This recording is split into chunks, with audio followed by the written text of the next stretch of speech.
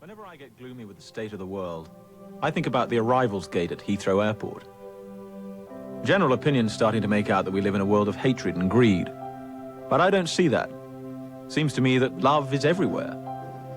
Often it's not particularly dignified or newsworthy, but it's always there. Fathers and sons, mothers and daughters, husbands and wives, boyfriends, girlfriends, old friends. When the planes hit the Twin Towers, as far as I know, none of the phone calls from the people on board were messages of hate or revenge. They were all messages of love. If you look for it, I've got a sneaky feeling you'll find that love actually is all around. Sweetie, love is all around. I believe it. I'm so excited to talk about this movie. I've only seen it a handful of times, but we just watched it 2 nights ago. I have seen it many, many, many times. And it's a wonderful thing. But first, do our little spiel. Hello, everybody. So, by the way, this is Kathy. That's Todd. Oh, yeah. He forgot to introduce himself after 15 years of podcasting. Yeah, I don't even know how I intro this podcast anymore. Don't we have a new name for it? Well, that's what I was going to say. Okay. So everybody, we realized that after 6 months of doing this show or however long, that we were really not talking about parenting. We were talking about these movies that we love and these TV shows and music occasionally. And even though we roll in the deep for sure, and we go deep into the self-awareness and to, you know, we roll in the deep big time. So we're still talking about all the hits of what Zen parenting used to be. But the truth is we are Zen Pop. That's what we are. We are not Zen Pop parenting. We are Zen Pop. And if you went to our website, that's what we are now. And this is even cuter. Our new, we basically own Zen Parenting Radio, Zen Pop Parenting. We own all these links. So no matter where you go, it's going to go to the same website. But our new link that we have, Todd, is ZenPopcast. Zen Popcast. Isn't that so Instead cute? of Zen Podcast, it's Zen Popcast. But it's just easy to say Zen Pop. So we're Zen Popcast, we're Zen Pop. And this is how you can support us. Team Zen, which we still have, is our version of Patreon. That's where we do our women's group. That's where we do Zen Parenting Live. That's where we have like literally hundreds of other podcasts you guys haven't listened to that are very specifically about parenting. But that's also just where you go to support us if you love this show. Follow my Substack for free. You can upgrade if you want. Buy my books, Restoring Our Girls, on parenting. And then check out Men Living for Sure. That's Todd's the executive director, and he actually runs a lot of the meetings. And you'll get to know him through Men Living. That's right. And then please follow us on socials. Instagram is my favorite. Also Facebook, TikTok, and Threads. So just, you know, Todd and I are in it. You know those podcasts that just come and go or like just occasionally put out a podcast? That is not what we do. Sweetie, we're in it to win it. We have been doing podcasting for 15 years, and we show up every week. It'll be 16 in a few weeks, 16 I guess, in a few because we weeks. started, I think, in early January. We did. Back in 2000 and whatever. Crazy. So let's do Love Actually. This is our final installment of the year because we're going on vacation. So I might repost Rudolph, which is a former pop culturing podcast I think you should. that we did. I'm really excited to talk about this podcast or about this movie. And I always have to remind myself that not everybody just saw this 2 days ago. True. Okay. So this is back out in 2003. That's when it came out. Are you going to do the AI thing? I am going to do the AI thing, but first I'm going to just remind people who's in it. We have Hugh Grant, who plays a Prime Minister, David something. Emma Thompson, she plays Karen. Ellen Rickman, our wonderful... Hans Gruber. Yeah, Hans Gruber. Keira Knightley plays Juliet. Andrew Lincoln, know who that is, but he played Mark. He's the guy who loves Juliet. Oh. Colin Firth, Liam Neeson, Laura Linney, Rowan Atkinson. Those are the names that I can I know who they are without doing it. Released in 2003, it was nominated for Best Original Song. Christmas is all around. Is that true? I don't know. I don't know. It'll be interesting. I did not get that in my research, but maybe it was. And I suppose we should set the stage because I haven't really even done that yet. So let me just go ahead and... Did you do your AI thing? I'm going to do that. But that's kind of part of setting the scene. So Okay.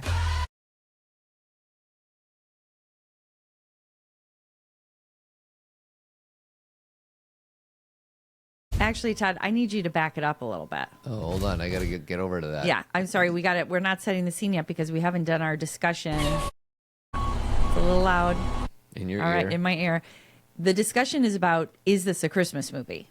because this month we've been doing Christmas movies that aren't Christmas movies. We've done Die Hard. I think it's a Christmas movie. Trading Places, not so much. Not so much. Last week we did Family Stone. Stone. I think it's a Christmas So do movie. Even though if you removed Christmas, you could still do it, but I like it for that reason. Is Love Actually a Christmas movie? I think it is. You do? I mean, Yeah, each because story. the song "Love Is All Around Me." No, it's Christmas is all around right, me. but they redo it because the original song was "Love Is All Around Me." Love right? is all around, yeah. Actually, I'm going to just go ahead and play that part real quick. Feel it in my fingers. I feel it in my toes. I feel it in my toes, yeah. Love is all around me. And so the thing.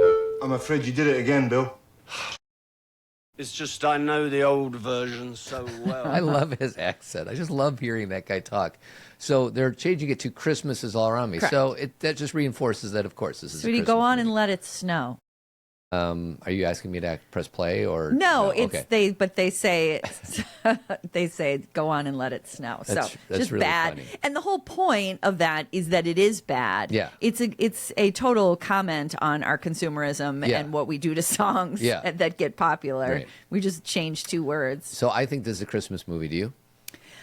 I do. Yeah. I only watch Love Actually at Christmas. Yeah. I think that everybody's storyline has everything that they figure out about themselves. It's because of Christmas. You know, it's either his experience with a Christmas song, or the only person's story that really isn't connected is Colin Firth's story. Yeah. He just kind of goes away and, Well, you know. and instead of doing the 3-act AI summary, because it really doesn't even help. Because what I realized in preparation for talking about this movie is it's 9 different stories. I know. That are pretty much separate from one another until the end, and even some of the end, it's really not even that connected. I don't agree that they're separate. You see very early how they're intertwined. Really? Yeah, I mean, a so- little bit. A okay, little bit. so this is, if you've gotten this written down, and I know you may need to pull this up. I have it all. But I want you to share each person's Got it. story. Got Okay, it. so do that, and then I will add the intertwinedness. And I'm going to tell you what letter grade I give each story. Great. I love it. Let's do that. Starting at the top, David and Natalie. That's the Prime Minister and Natalie. Hugh Grant and Natalie. Should I kind of remind people what happens in that, or can we just say David and Natalie? I don't know if I should give you.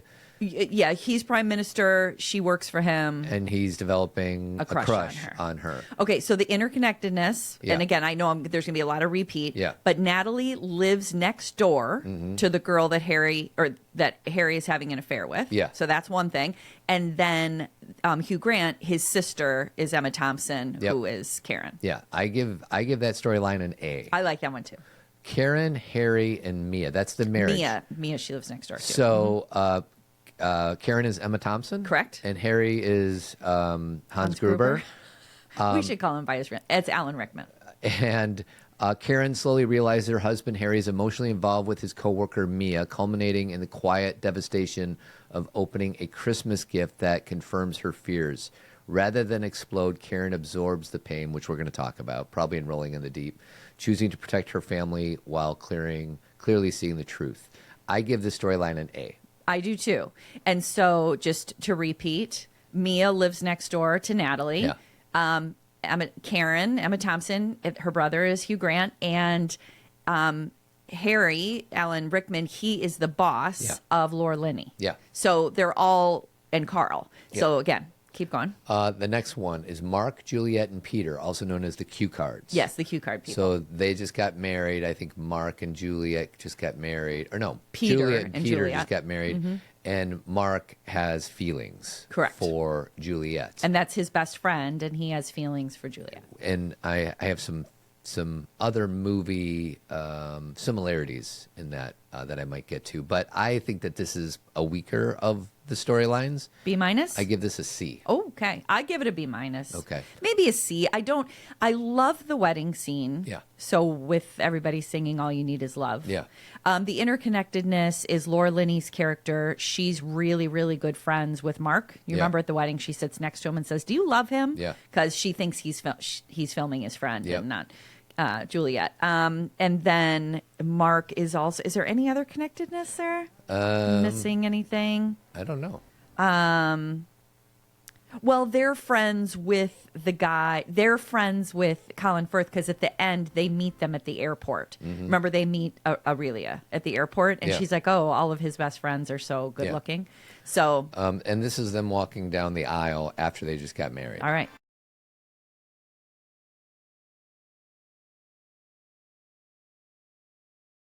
So they look up, and There's a choir. There's a choir there. Did you do this? No.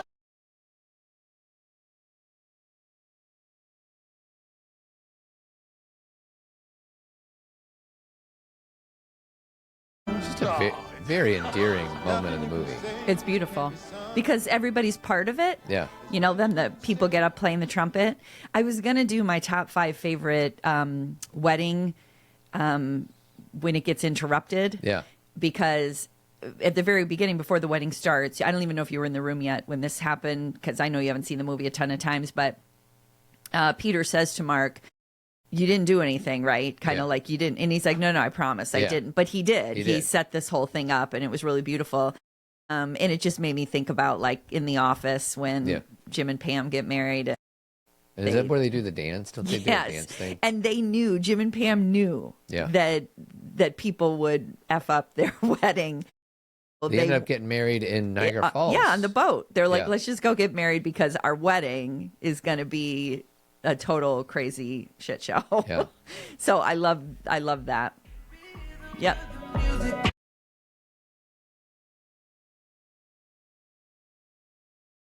It's a really funny scene. And then they cut to them being in Niagara Falls getting married, which is hilarious. It's one of the most moving things I ever saw The Office do. Like, I sobbed through that whole thing. A happy sob. The Office is good at just sucking you in the stomach and making you feel something. I just loved that whole thing. So good. I just couldn't believe what I was seeing. Amy and Aurelia. Aurelia. I give this, and this is called The Language Barrier. Yes. I give them an A-. Oh, good. I really like I'm this one. so glad you like that story. After being betrayed, because Jamie realizes his brother is sleeping with his girlfriend. Mm-hmm. Jamie retreats to France and forms a quiet bond with Aurelia, despite not sharing common language. Their connection grows through kindness and presence rather than words. I'm just thinking about the end of the movie right now. Jamie's public proposal represents love as a learned skill rather than an instant spark. I can inhabit you. Yeah. You can inhabit me. Yes, I love that storyline too. I love their story, and the words you used are really beautiful. They're trying to communicate occasionally, but it's just they like being in each other's presence. I actually posted something on my story the other day about the family stone, that a lot of what the family stone is about, which we did last week, is about realizing it's not about being with someone who looks good on paper. It's about being with someone who makes you feel, your body feel calm, where you feel, like, okay, I can be calm, and that can mean be myself, whatever. And there's something about, like, you can kind of tell that Colin Firth's character with his girlfriend is very needy and kind of overdoing it. Like, because at the beginning he's like, "Did I tell you I love you? And, I'll do anything for you." Like, she totally does not have respect for him. Mm-hmm. And he's like overdoing it. Like, he's not calm in his body. Yeah. But then with Aurelia, he's just doing his thing, and he just likes sitting with her. Yeah. It's really beautiful. And their drives. Yeah. Yes. I just love the whole thing. We got Daniel and Sam. That is Liam Neeson and the little kid. Yes. It's called Grief and First Love. And I might give it an A+. It's either an A or an A+.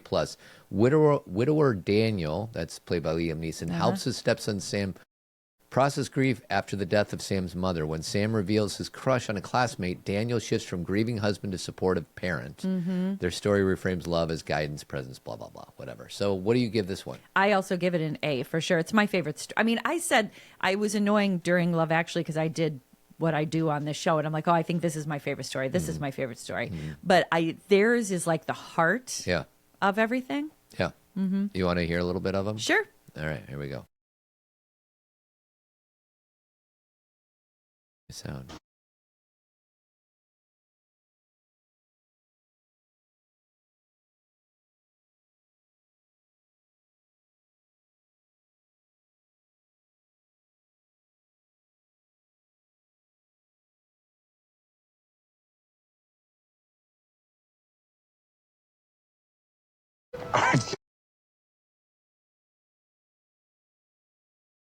Come on, Dad. Of course not. Are you ever too young to be in love? No. No? Never. Love is a baby falls in love with its mother. Yeah. Do you know what I mean? And I know that's different than romantic love, but I think if anybody comes home and says, I'm in love, what they're trying to express is, I'm having really strong feelings. Yeah. I mean, if they've learned what love is in the most healthy way. Right. Obviously, this is a whole rolling in the deep itself. But Right. I mean, their story is very deep and layered. And I'm going to tell everybody, even though I'm not going to go super tangential. I'm going to stay focused on the story, but there's so much rolling in the deep in this movie. There's so many layers to that story. Stay on target. That was for Cameron and Wyatt. They said we have to do more stay on targets. Yes. And you may need to use that occasionally, so keep it close. I would like you to just play the jingle bells really quick, because I would like to have jingle bells. Stay on target. No, I want to hear the jingle bells. All right, let me get over to the jingle bells. This is like everyone's going to be listening to this on the 23rd or 24th or 25th, and we can dance to it. Can we dance to this? Yeah, that's my other favorite scene is when the little girls are dancing to him singing at the door. Oh, I'm going to okay, play that keep scene going. too. All right. So now we have Sarah, Carl, and Michael, also known as caregiving. Sarah, played by Laura Linney, falls for her coworker Carl, but remains emotionally tethered to her brother Michael, who requires constant care due to mental illness. When forced to choose, Sarah prioritizes responsibility over romance. This storyline portrays love as significance and highlights the loneliness of choosing duty. Rough. I give that one an A. Really? This is just a really good movie. Okay. It's not many bad grades I'm giving out. Let today. me say this. I think her story is the most real story. I think when you are a caregiver, that ends up becoming such a huge part of her life. And when she's talking to Carl about her brother, she says it's always been this way. So she's never really, I can envision them as children. It sounds like her parents aren't available. She's been taking care of her brother her whole life. So she doesn't know how to not do that. So like romantics who watch this movie and are like, she should just not do that. That's not how it works. Sweetie, they're making out right now. Yeah. Here's Michael.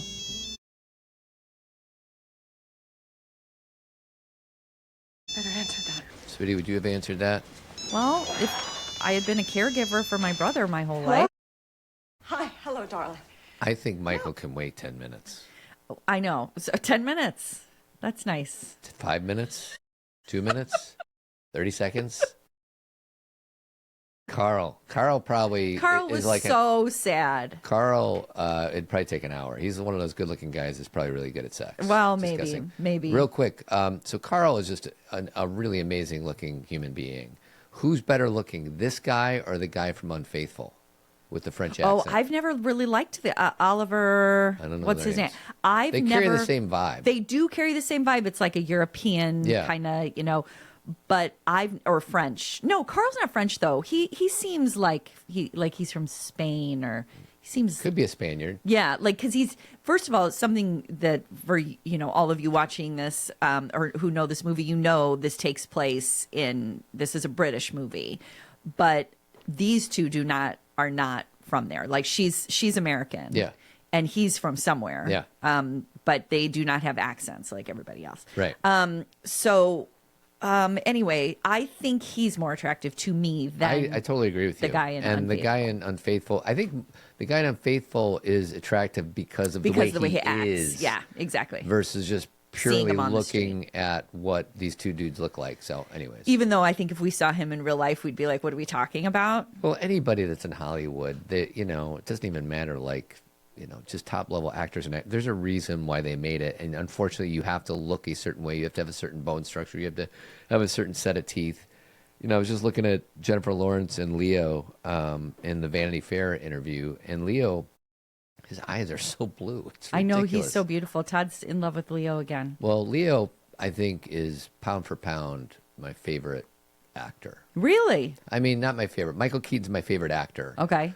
But I mean, whenever I think of Leo, I just think of Gilbert Grape, and then Dad's down there. everything else he does.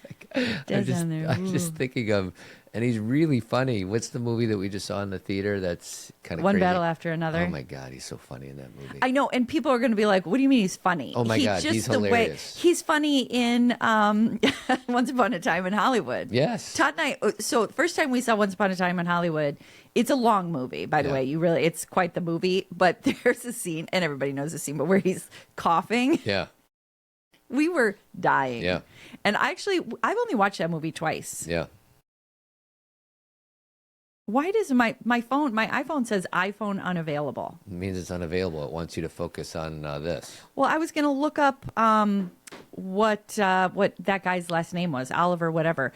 Who was in Unfaithful. You know, he was with Halle Berry for a long time. Oh, really? I didn't know that. They had a very contentious breakup. Yeah. I just want to find some clips of Leo from What's Eating Gilbert Grape. Maybe I'll play that later. All right. Okay. Next storyline. We have Billy Mack and Joe. A fading rock star unexpectedly tops the charts with a novelty Christmas song and embarks on a media tour filled with self-mockery.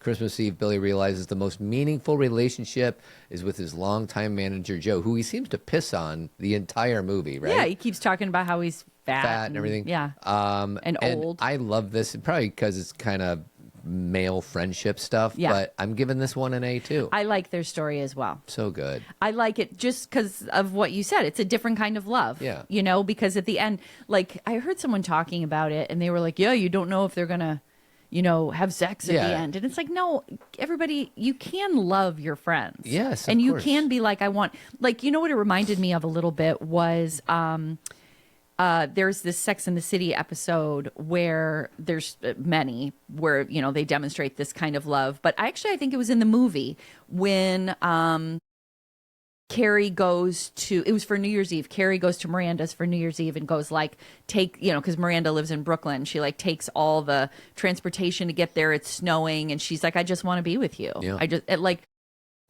If you have good friends, that's what you do. That's right. You They're love each- your friends. Don't they say they're each other's soulmates? too? Yes. Yeah. And that can be so real. Yeah. And I believe we can have many different soulmates. Like, I know that I've known Todd for lives and lives and lives. I know it just because when I met him, I was like, I know him. So I know that. I know you're my romantic partner, but there's lots of people in my life, including my children, who I'm like, we've all done this together before. And I don't even know what to call that, but, you know. Here's a little clip from these guys. As soon as my sound kicks in. But you turn out to be the fucking love of my life. And to be honest, despite all my complaining, we have had a wonderful life.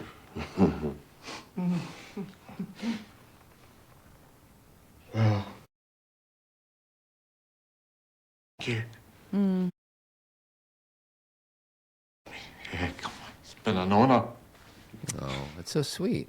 And look, he puts his hand out to shake his hand, and then the rock star gives him a hug. Yeah. And I don't think this is a gay thing. If it was, that'd be fine. But I think this is just Love.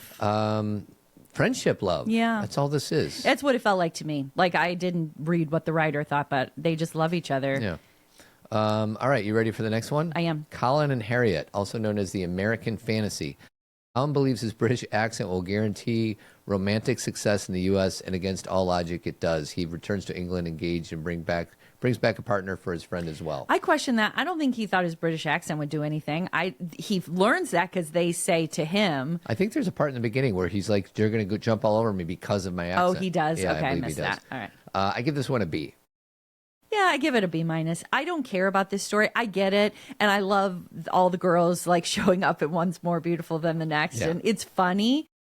A dream sequence. It's like a that dream they're sequence. trying to get us to Correct. believe is Correct. real.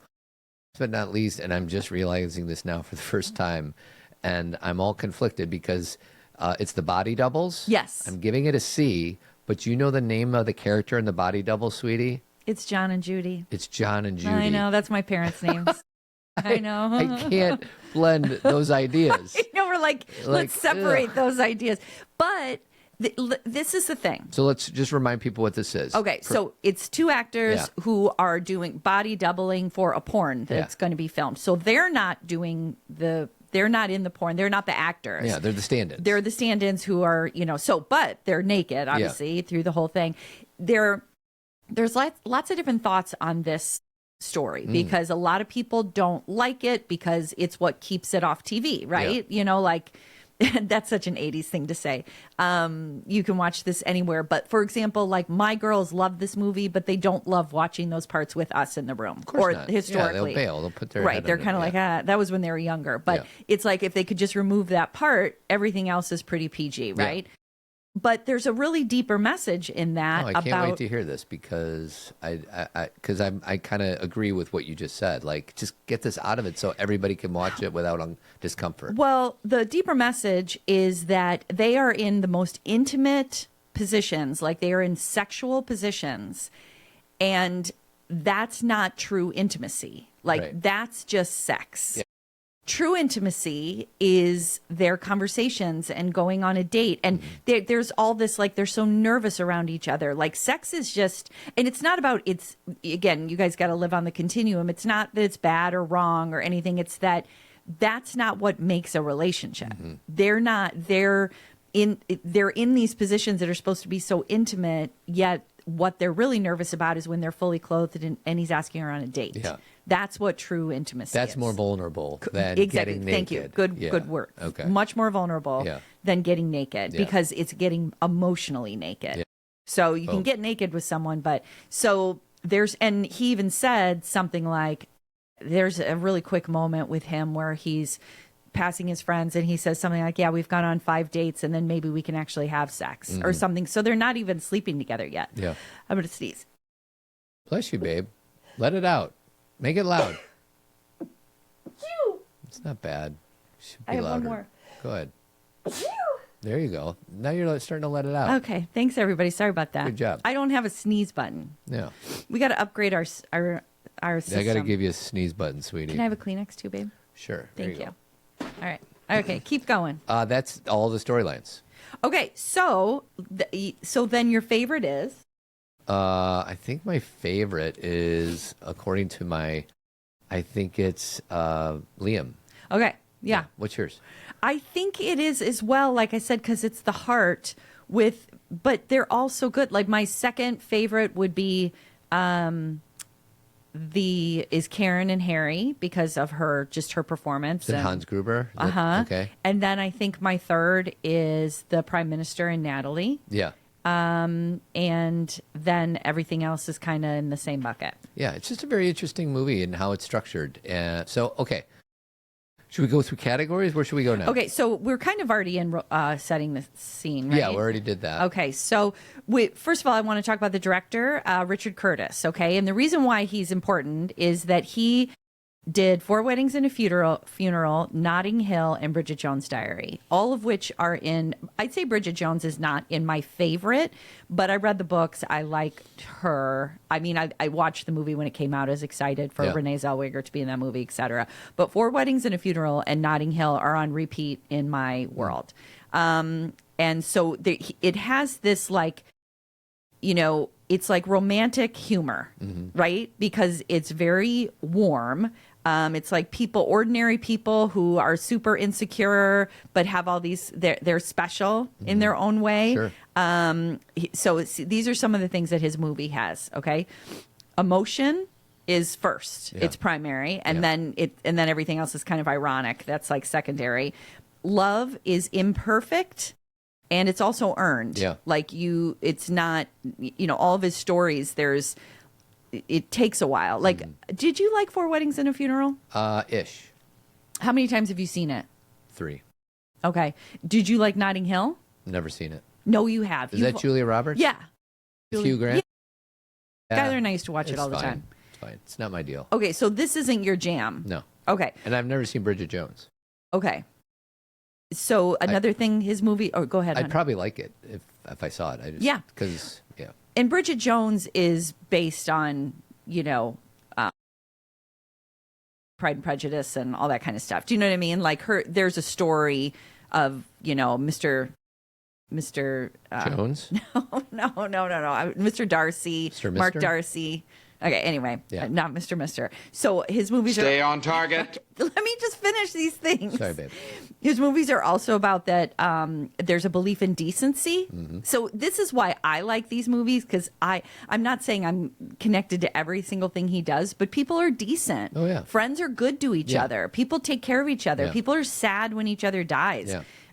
There's like one of my favorite parts of Four Weddings and a Funeral that like shocks me is one of the guys in their group of friends dies, Yeah. and everyone is devastated. And then the speech or the at the Eulogy? funeral, the eulogy, like there's so much depth to it. Yeah. And it's just got kind of a British emotional landscape. Sincerity without apology, which is nice, right? Like. Yeah. It's nice to like just be sincere. And yes, we make a little bit of fun of it, but it is what's most important. So Sky just came in right before we came downstairs. She just finished her last day of school, and she was saying that in the high school they were playing the movie Up. Oh. Over the on YTV or something. Sure. She's like, I don't know why they were playing it. She's like, but I was like crying about that opening scene, and then how at the end all she really wanted was just an adventure to her meant being with her person. Yeah. And I literally just said to her before I came down, that's it, Sky. Like that's relationships and connections. That's what life is. And I said, we strive and we strive. And sometimes the striving is interesting and adventurous, and that's how we meet people. So there's nothing wrong with it. It's not about pitting them against each other. But what his movies, like Love Actually and all these movies, are trying to say, it's your relationships, people. Yeah. This is what it is. And so I just believe in his vision.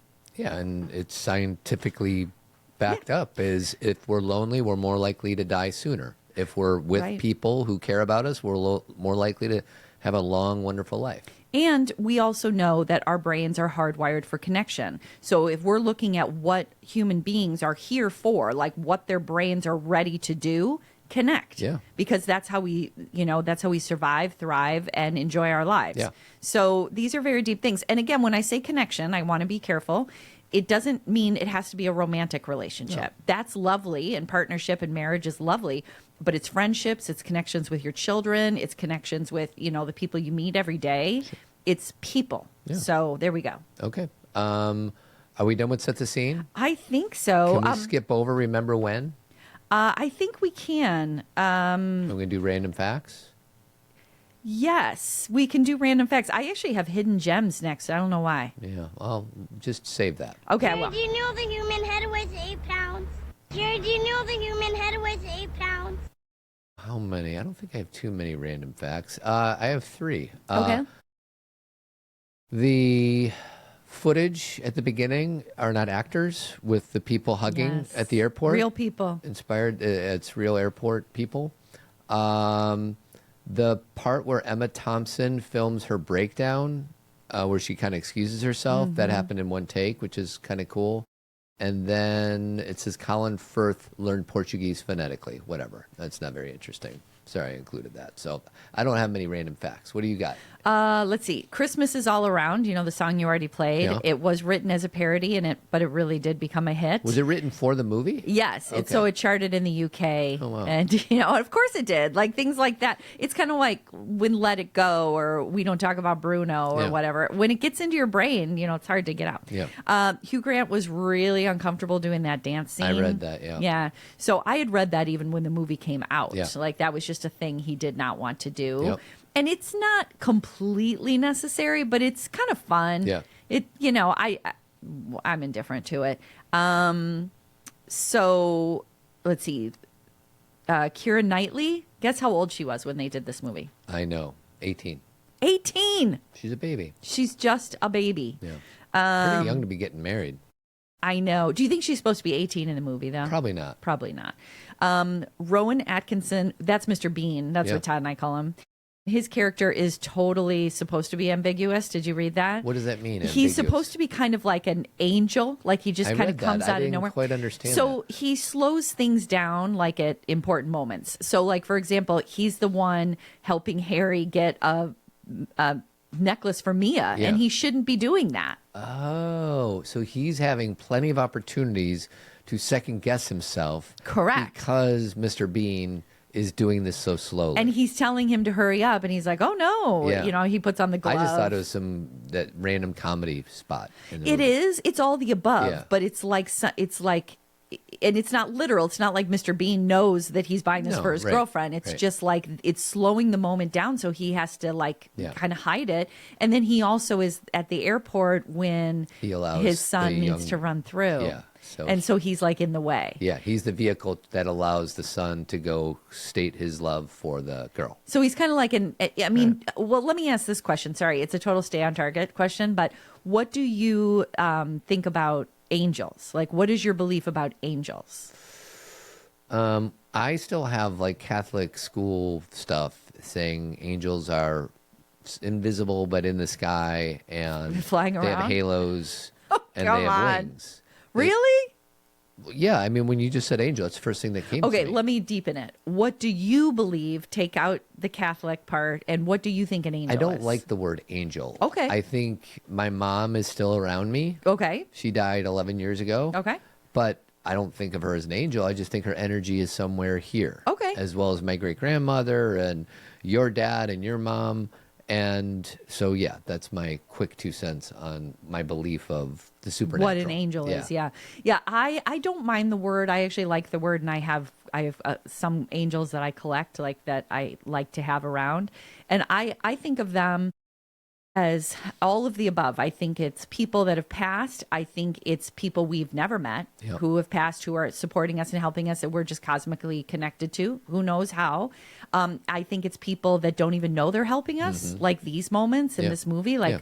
they're just, it's like the car that swerves in front of us that keeps us from running. You know, it's like, I think because we're all interconnected, we have the opportunity to be angels for each other. Yep. And sometimes we can do that very literally, like go to a food pantry or, support a family or do something like that.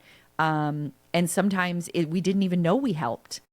It's kind of like we do this podcast and I write and coach, and I'm a therapist and you're a coach, and we do these things and we don't know who we've helped. Yeah. I mean, sometimes people tell us, but we don't really know. Just what you do is you go out in the world and you do what you love, and then you hope that in that way you're supporting the development of somebody. And if you do what you love, you don't need people to be patting you on the back all the time. Yeah. You're just, this is what I do, right? Yeah. This is what I write. This is what I do.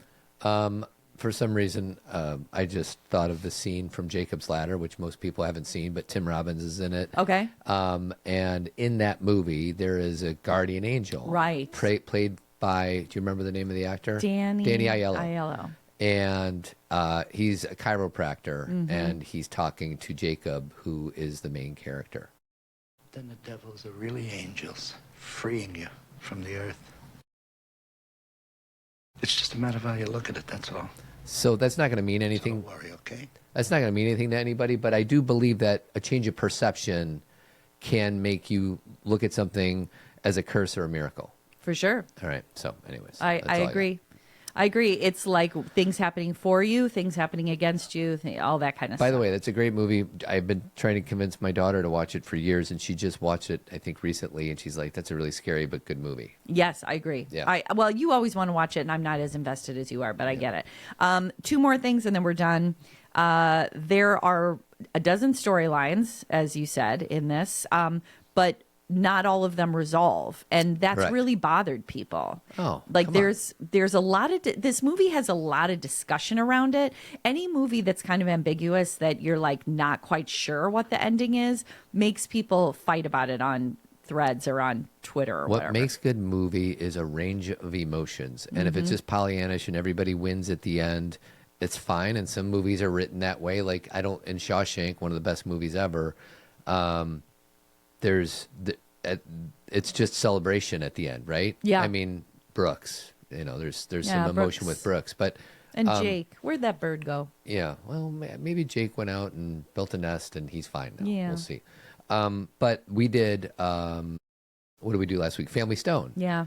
If Diane Keaton's character didn't die at the end, it's a much worse movie. Yeah. You don't need to. For me to experience the movie in a more powerful way, I need there to be joy and sadness. for some reason. You know what? The end of a movie that a lot of people get upset about that we did was when we did Tom Hanks month and we did Castaway. The end of that movie is completely ambiguous. You have no idea what happens, and people fight about it all the time. And that's how the end of this movie is really with a lot of the stories. You don't know what's going to happen. And that is life, though. That's why movies and novels are really funny, because they'll wrap up like, you know, and then we're like, oh, they're going to be good. And then they still have a life to lead. They still have to wake up the next morning and go do something. Like, that's why people were pissed when Sex and the City did And Just Like That. And everyone's like, but wait a second, they look old. And wait a second, Miranda wouldn't do that. And it's like, everybody, we keep living. Yeah. Things keep going. Keep evolving. We sure do. Okay, are we done with this category? Sure. Escalated quickly. I mean, that really got out of hand fast. You jumped up a notch. It did, didn't it? This is our WTF category. Okay. And I do have some stuff for this Me one. too. I got 4 things, and my guess is we have a lot of overlap. Sure. The whole idea of Colin instantly finding models in some random Wisconsin bar. Sweetie, it's Wisconsin. Wisconsin. Yeah, WTF. Yeah. I've been in Wisconsin bars. Those girls are not hanging out there. Believe me. We talked about the... I mean, come on. Sometimes beautiful girls are in bars. That's like a dive bar. You know, maybe at like Marquette, University of Wisconsin-Madison, kind of like happening bar. Yeah. That's like a club or something. But he says, take me to any bar, a dive bar. And he takes them to like a Friday fish night bar where nothing's happening. And those girls don't hang out there. I know. And they would all be there and live together and want him to spend the night. And they don't have clothes. Yeah. They don't have any pajamas, sweetie. Yeah. But it's so It's a dream sequence. Yeah. It's so over To the your top, point. it's good. I'm glad they didn't make it realistic. Yeah. Just go for it. Right? The body double stand-in storyline. Come on. I mean, just give me a few more minutes of all the other storylines and take that one out. John and Judy. John and Judy. Mark filming Juliet obsessively. Yeah. All right. So I want to play a little scene from a movie that you have seen. Did this, let me start here. Did this storyline make you think of any other movies that you and I enjoy listening to or watching? How's the peepin'? Do you know what that's from? No. Oh, it's from The Talented Mr. Ripley. Yeah, I'm just going to tell you. I'm going to play it. Okay. St. Elmo's Fire. Dangerous question. Well, I think I hang around you guys so much personally because, well, you're all I think about. Yeah. Creepy. Sorry, buddy. Hey, there's 2 creepers, and they live together in that movie, and that's Kirby Kager and what's his name? Andrew McCarthy. What's his name again? So you're thinking of Kirby Kager and Dale Beaverman. I know, but they're pretty creepy as well. But I'm talking about what's Andrew McCarthy's name in that movie? It's like a normal name. Kevin. Kevin, thank you. Yeah. Sorry, Kevin's. I love the name Kevin. I just mean it's like an everyday name. Yeah. He is totally taking close-up pictures of Ali Sheedy and then putting them in a box. And then, what's his name? Kirby Kager is totally stalking Dale Beaverman. So those 2 guys need to touch grass. It's great here. Yes, and I'll be having the alfalfa sprouts on a plate of mashed yeast. Are you vegetarian? Are you vegetarian? Okay, so that's Kirby and Dale Beaverman, who's in 4 Weddings and a Funeral. She sure is. Yeah, there's some stalker-ish storylines going on in St. Elmo's, and if you want to hear more about that, we did that in Pop Culture. We did. I think, didn't we? We did. So anyways, just that's kind of what this guy was doing. And dude, edit the video. Don't keep that video out when she comes over, I think, to watch the wedding video, and he just is zooming in on her the whole time. Yeah. And then, so anyways. Well, and he's trying to hide that from her. She calls him and says, "Can you give me a video because our videographer, I'm blue in all the pictures." Okay, I got a hot take. Let's hear You it. got to play my hot. You got to do a hot take. Boy, it's hot. Okay. All right. My hot take is this. Keira Knightley drives me crazy in Love Actually. I'm sorry, everybody who loves her. There's just something about the way she moves her mouth and stuff that drives me crazy. Yeah. And I know a lot of people think it's not about she's not pretty or something dumb like that. It's just something about her. She's something. And she's 18. She's just a kid, so I don't want to throw her under the bus. But Anyway, so that's my hot take. But I also got another hot take. You ready? I'm not ready. Oh. I'll be ready in a second. Okay. Boy, it's hot. Okay, here's my other hot take. What's her name? Dale Beaverman. Yeah. What's her name? Andie MacDowell. Andie MacDowell. In 4 Weddings and a Funeral, she kind of drives me crazy. What is it about these women? I don't know. It's her character more than her, because I like her in Groundhog Day. I like her in Multiplicity. Like, I like Andie MacDowell. But in this movie, in 4 Weddings and a Funeral, she's so passive about such serious stuff. And I think it's because the protagonist is Hugh Grant and we're on his side. Yeah. But she's like, so like, not, she kind of is more the man in their relationship, because she just kind of bails all the time. Yeah. And I think it annoys me. Yeah. But it's not her. No. It's not about attractiveness and stupid stuff like that. Just something about it. Yeah. All right, good enough. And I have one other WTF, Natalie's weight jokes. Come on. That's my biggest one. Yeah. My number one. Todd, there's so much more than just Natalie.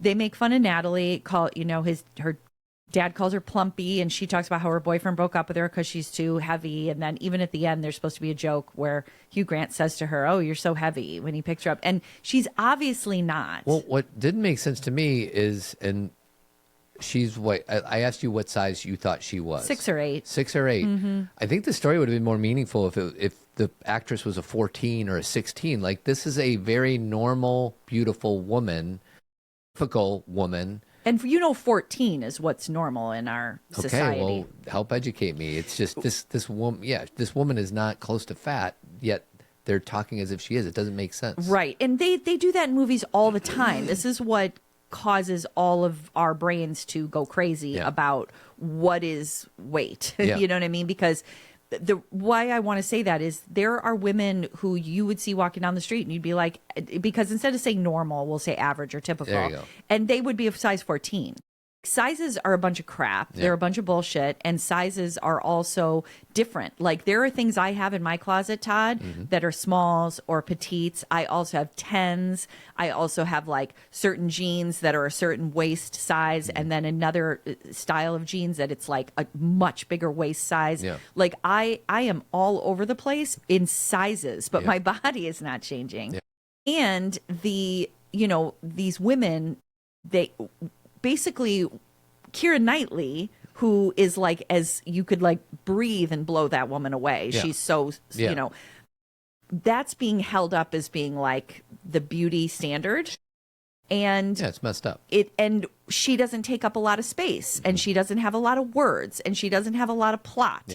You know what I mean? And so Natalie is this grounded, strong, outspoken, awesome, funny woman. And so so the story like tells us the only way she could be that way is if she's just a little overweight. Yeah. You know what I mean? It's like, it kind of drives me crazy. Totally. And it was, this movie came out at a time when the cultural assumptions, this was normalized, like talking about weight was more typical. Now we all kind of are like, whoa. Yeah. I'm not saying we aren't still obsessed with it. I'm just saying we have a little more of a political correctness around it. Right. But Emma Thompson at one point in the movie, Karen's character, she is getting undressed and he's like, do you have a good time? And she's like, no, because I felt fat. And she's like, the outfit I wore is something Pavarotti would wear or something like that. And then Aurelia, remember when he goes to get her and her sister is overweight? Yeah. And so the dad's like talking about her being fat. Like, there's just a lot of commentary on women's bodies. And as we all know, there is zero commentary on men's bodies. Right. Of course. So women are completely focused on, I'm so with you. It's so distracting to me. Like, it takes me out of that moment. I totally get it. So are you criticizing the writing and the directing? Like, come on, guys, you did such a good job. Yes. And then, I hear that. And I get like why we have to talk about when the movie came out is it was a more typical punchline then. It's just like when we did Trading Places. There's all sorts of horrible race commentary in there, things that are so 80s. Yeah. So I get it was a different time, but now in 2025 it's very distracting, that Natalie is the chubby one. Yeah. I mean, come on, people. But Todd, Bridget Jones' Diary that's all Bridget does is worry about her weight. So is it a female empowerment movie, or do you criticize the director for how he or she or he? Well, the director, Bridget Jones' Diary was a book first. So he just took the material and, I don't want to completely blame Richard Curtis. Yeah. It was just what we did. We women, and we still do this. And this is why I'm like getting loud and yelling, because we are so obsessed, and the amount of time that we could spend, like our energy, our brain power, thinking about something different than losing weight and going on GLPs and getting smaller and changing the way we look. Like, I just saw something that I sent to my friend Jess about the way women used to look in the 80s, and it was pictures of all these different women, Karen Allen, Jennifer Grey, like just all over the board, even someone like Andie MacDowell. Yeah. Beautiful women, but they looked so different. It's kind of like, I think I know where you're going. When you go into some new housing development, yes, and they build the same house yes. over and over and over again, and you go to like some other neighborhood and all the houses look so different from one another. Back in the old days, 20 years ago, 30 years ago, the women were tall, short, thin, big, whatever, and now there's this formula for beauty that I don't close to recognize. And it's like changing our faces or our bodies has become a trend where it's like, oh, everybody has big lips. Okay, I'm going to go get injections. I don't get that. Oh, everybody, has hair extensions. I'm going to make my hair super long. And I get trends. Like we're all, it can be fun. And sometimes it speaks to you. It's, again, stay in the gray with me. But to alter our face to look more like other people is so different. This is, and then there's the extremes, Mar-a-Lago face, they call it, like where women go over the top with so many injections and so much Restylane and so much change in the face. And these are there's so many layers to this, Todd, that I don't want to just, Love Actually is not the platform to really talk about this, but it is different. Like my point in what I was saying is women in the 80s, or like a Sarah Jessica Parker, they just looked different. Mm-hmm. And now everybody looks the same. I totally agree with you. And it's very strange. And I don't even know if this is a hot take, but for me, like all the things that you just said, injections and lifts and all this, for me, I can't speak for anybody else, but for me, if it looks like it has been altered, it looks fake and less attractive to me. Yeah, Todd's a very natural guy. Natural, like when somebody doesn't look like when they raise their eyebrows that wrinkles don't happen. Yeah. That's weird to me. Yeah. And anything weird or fake to me is unattractive. And I know I'm in the minority because I have a feeling that most guys would be like, no, I don't want any wrinkles or sags or whatever. And it's just not my thing. That's the thing, is I think that this is not blaming women. Women are targeted to, women are marketed to, women are told to feel bad about themselves. Women are told that if they do this or that, they'll feel better. I'm one of them. We all get caught in this, and we marinate in it. We're raised in it. Like, all we know is that we're supposed to look a certain way because we're supposed to. And then as soon as we try and go now, I appreciate your natural thing because I've been married to you forever, so I know it's real. But, it's like the Amy Schumer thing, the women who then are like, okay, I'm going to go natural. And everybody's like, why are you letting yourself go? Yeah. And why is your hair gray? And why don't you care about yourself? And oh, you lost your husband. It's your fault because you weren't pretty enough. There's so many messages out there. And right now, it's tough. So, well, real quick, I just want to share a little hypocrisy on and this is a stretch to be Hippocratic, but I was with my friend, and I was telling him something about the facelifts that these women do, and he's like, "Oh, great, did you get braces?" Yeah. I'm like, "Yeah." He's like, "Well, all right. So I don't know if you did that for your breathing passageway. I think you did it to have a better smile. Mm-hmm. So I just want to own that." Because I did have braces, and I had a huge overbite, and I was lucky enough to have parents that paid for my braces. So I think it's just easy for me to judge from the sidelines when that is a version of modifying my look. It is. And you and I have talked about this for 15 years on Zen Parenting. You were born with beautiful skin. You're a good-looking guy. You have hair. You've never really had to worry about weight. So you can walk through the world and go natural is best. Yes. And there are Yes. some people that they do want to get a nose job because it's been hurting their life, or a deviated septum or something. It's a problem, or they do have these issues that they need to deal with. And that's the thing, is it's kind of like, you know, going way old school. We used to talk about medications and when you should take medication and if you shouldn't. And the thing is it's all out there for us. And so we get to decide for ourselves what we want to do. Yeah. And I am in full support of that no matter what. Yeah. I think where I get frustrated, though, is where women think they have to keep up. Yeah. And that's a totally, you know, different thing where it's like when it's trendy to cut into yourself versus this is something I've been, you know, saving money to do because I've really wanted to do this for me.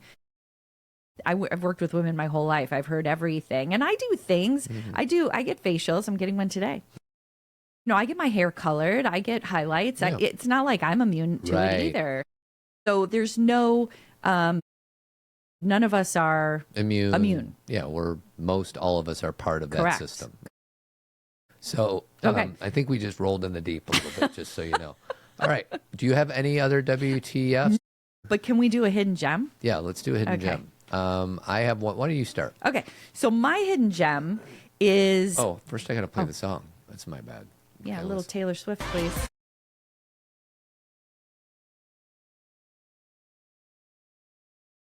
All right. So mine is that the first time I saw Love Actually, and I knew it was by the people who made Four Weddings and a Funeral. So this is a little bit Remember When, but it's more of a hidden gem. Is the movie after the Heathrow airport part, it just rolls into the song, you know, the Christmas song, you know. I feel it in my fingers. Okay, so I feel it in my toes. I was so confused because that song is used in Four Weddings and a Funeral. Okay, so Love Is All Around, the Wet, Wet, Wet cover, that's the people who sing it. So you can look it up if you want.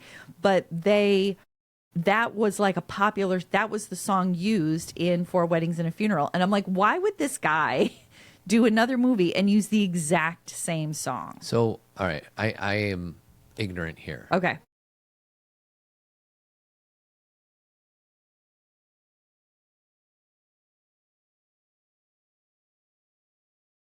So this is a song by Wet, Wet, Wet. Correct. And it's called Love Is All Around. And it's in Four Weddings and a Funeral from 1994. So this director took the same song. Correct. So, but why does it say it's a cover? Did Wet Because this song is actually a very old song. Who wrote it? Who's the original singer of it? I don't remember. So, okay. So, but when this movie came out, this was so in Four Weddings and a Funeral, they play it a few times. They play it once when they're at a wedding, and it's like the cover or, you know, somebody else singing it.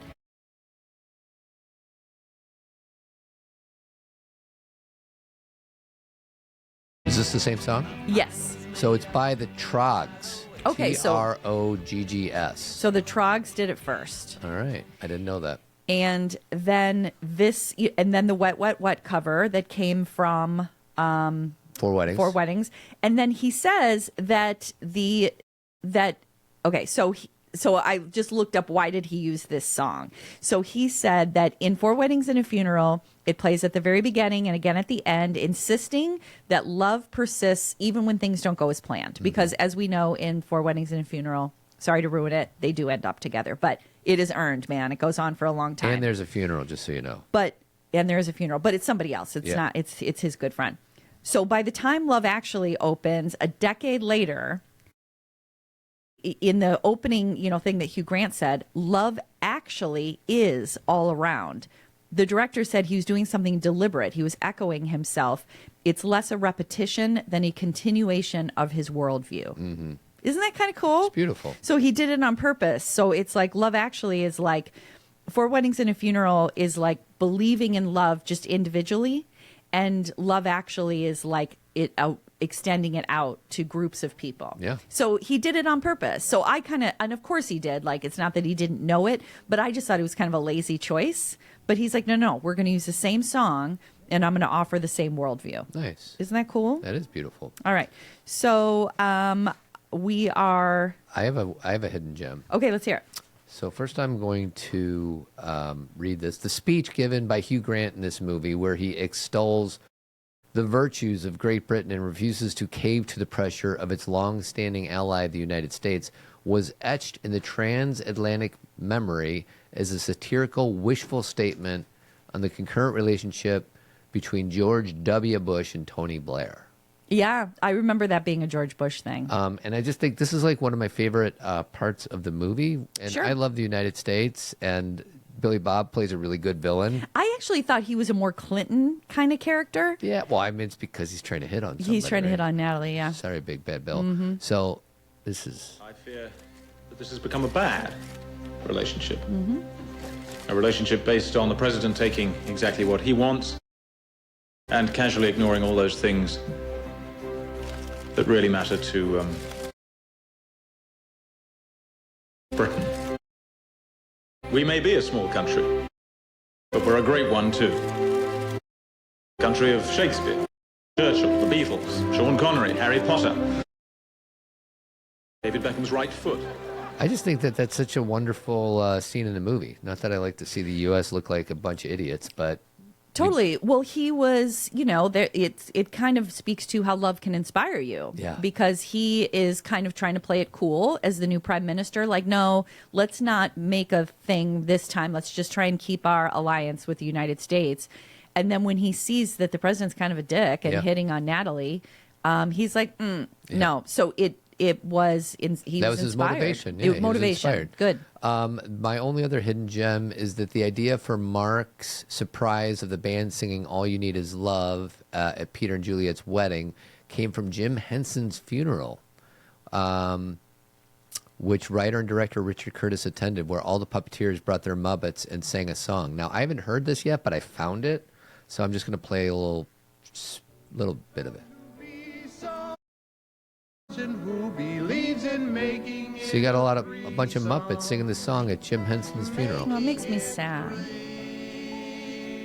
Yeah, when he died, man, that was just a kick to the nuts. I know. And speaking of Rob Reiner, we're considering doing some of his movies soon, and I wrote something about it on my Substack. I want to do Rob Reiner January. We haven't decided yet. Kathy and I have to negotiate it because we're going to do like movies of Chicago. From Chicago, yeah. But we've already done Stand By Me. We've already done When Harry Met Sally. We've already done some of his classics. But there's a few that we haven't done. So we might do Rob Reiner January. We'll see. Okay. Can we go to Rolling in the Deep, Todd? Sure.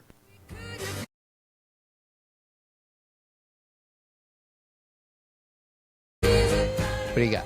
Okay, so I'm going to go through these probably faster than I thought because I you got to bail. Yeah, soon. Okay, so one of the biggest Rolling in the Deep is Liam Neeson. So this movie came out in 2003. So, and the plot is that he marries this woman in Love Actually who has a son because Sam is not his biological son. Right. It's his stepson, which I think makes it even more sweet. Endearing. Yeah, for endearing. sure. But his wife dies, and one of my favorite scenes, even though it's a weird favorite scene, is him calling Emma Thompson. Karen is his best friend, and he calls her to talk, and she can't talk to him. She's like, "Can I call you back?" And he's just sad. He doesn't know what to do. And then he comes over to her house later, and he just starts crying. Yeah. And she just grabs his arm, and then she says something very British to make fun of him, like, "No one's going to want to shag you." But I just loved his vulnerability in this movie. And how worried he is about Sam. The sad thing that I was going to share is in 2009, his wife, Natasha Richardson, actually died. And I remember when it happened, they had gone skiing. She got into a skiing accident.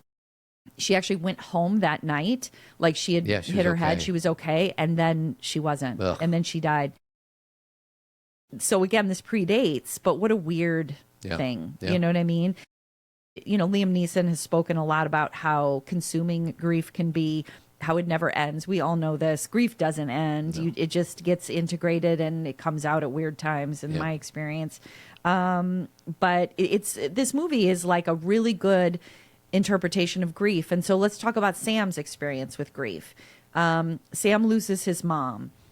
He's a little boy. He's very young. And he doesn't know what to do with all that pain. Yeah. And you know, his Liam Neeson's so worried about him and he's afraid he's doing drugs. It's just funny when he's like, what if he's on drugs? He's just this little kid, but it could happen. Never know. And what Sam figures out how to do, this is my interpretation, is channel that sadness and that grief into being something less painful, like love. Now, love is painful, and it can, especially when it's not reciprocated. But I feel like him, and he says, I've been in love with her even before Mom died, so there's nothing we can do about it. So he's probably been attracted to this girl forever for obvious reasons. She's amazing. She's got a good voice, I'll tell you that. Yes, and she's gorgeous. You know, it also, I think it amps up after his mom died. He can channel all that grief to this girl, and her name, ironically, is Joanna, like his mom's name. Yeah. So there's this multiple, layers of meaning, right? And him, like, at the end, like, run and tell her how you feel, and and break through and run away from police and just do it all for love. It's so connected to him coming to grips with his mom. No doubt. Yeah. And again, the exact parallels, it depends on who you are, how you see it. There's literal ones, and then there's ones that are bigger. And just the realization that love is the most important thing. Boom. And so I just think that that's why that story is so beautiful. And this kid, Thomas Brody Sangster, I think his name is, and he was 13 years old when he did Love Actually. He was in a bunch of other movies. He was in Maze Runner and Nanny McPhee and Game of Thrones. And then we figured out he was in Queen's Gambit too. But his performance is really a big part of this story. So, no doubt. So that grief story, and again, the other grief story, the other big rolling in the deep is the story, Karen's story with Harry. So the reason why that story is so sad is because it's an unresolved story. Yeah. She figures out he's having an affair, and Richard Curtis was asked, did he really have an affair, or was he about to start an affair? And Richard Curtis said, the way I wrote it, he was having the affair. Oh, wow. Because How come they didn't show that to us? Because she already has the necklace, which you're supposed to understand they have been together. Yeah. He gave it to her at some point. Yeah. So yes, we can say Mia hit on him and everything, but and was Harry unhappy in his marriage? No, he just has an ego. Yeah. He just liked somebody liking him. Yeah. He just wasn't able to look at the consequences and recognize that what implications this would have. He just like rolled into it. Yeah.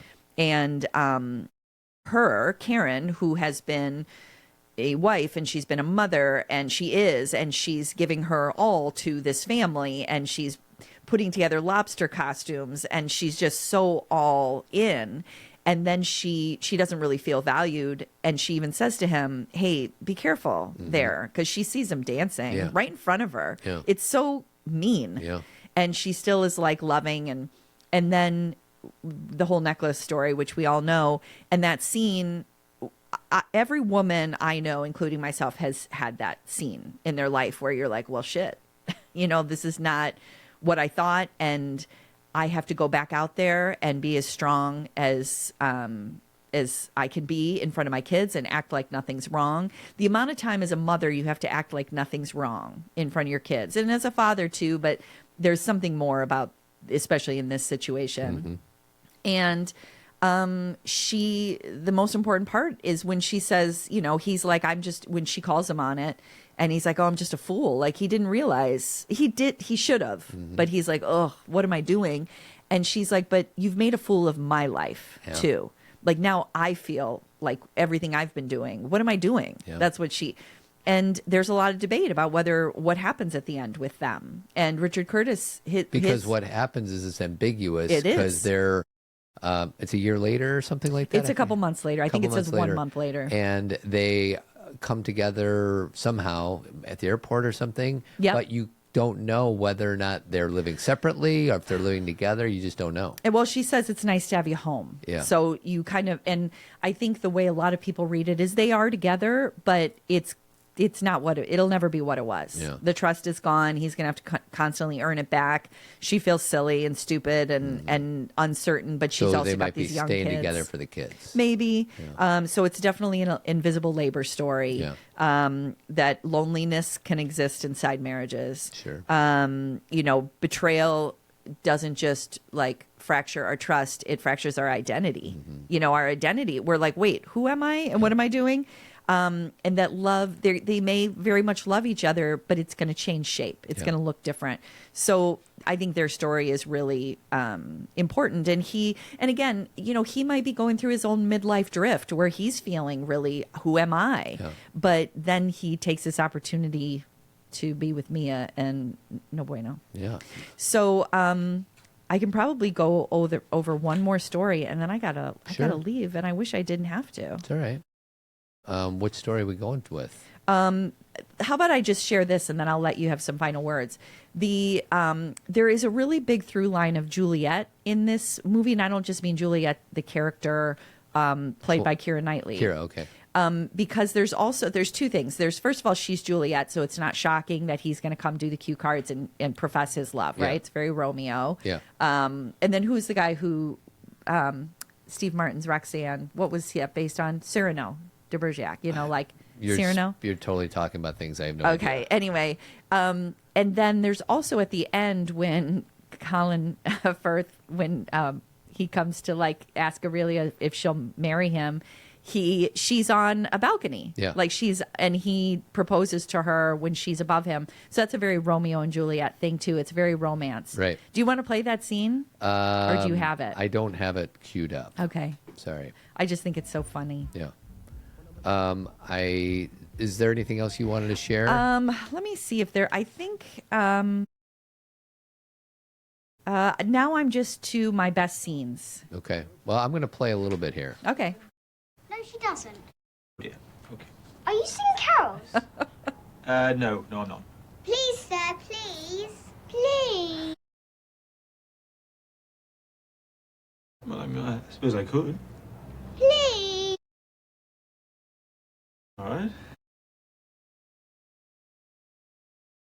Good King Wenceslas looked out on the feast of Stephen. When the snow lay round about, deep and crisp and even.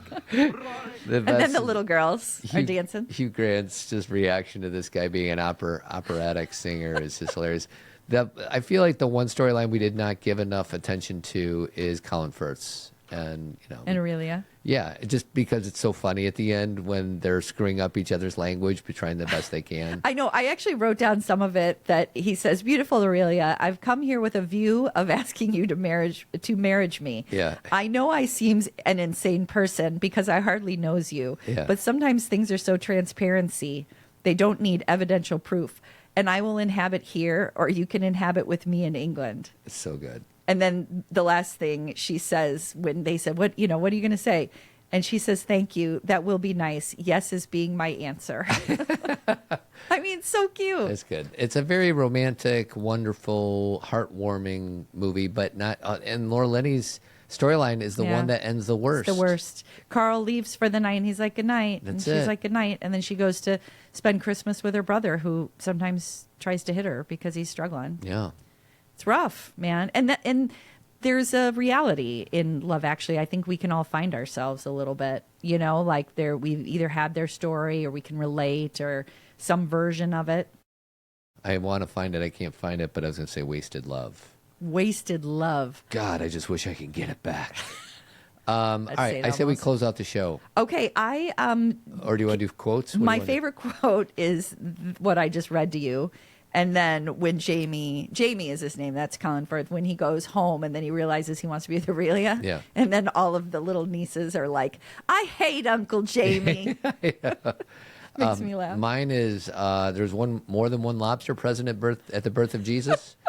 And then the ending is, if you look for it, I've got a sneaky feeling you'll find that love actually is all around. What a wonderful way to, encapsulate a movie. And as far as the music game, because I know we're wrapping up here. I don't even have one. I chose to go with the sad part of Love Actually. Okay. And because when I'm watching a movie, songs come into my head. And I was thinking about Bonnie Raitt, "I Can't Make You Love Me." It's such a sad song. And there's so many people who feel that way. Like, at the very beginning, Jamie and his girlfriend, and then Karen and Harry, and then Carl and Laura Linney's character. And there's a lot of like love lost. And initially, Natalie and the prime minister, like some of them come back together, and that's lovely. And then same with Mark and Juliet. Yeah. I Can't Make You Love Me. Yeah. It's heartbreaking and inspiring. And isn't that what life is, Todd? Yeah. We're going to end on that somber note. Isn't that what love actually is? Love actually. Happy holidays, everybody. Jingle bells. Happy New Year. You want me to play Jingle Bells again? Yes, just one more time. He's on his way, everybody. Santa. All right. Keep trucking, everybody.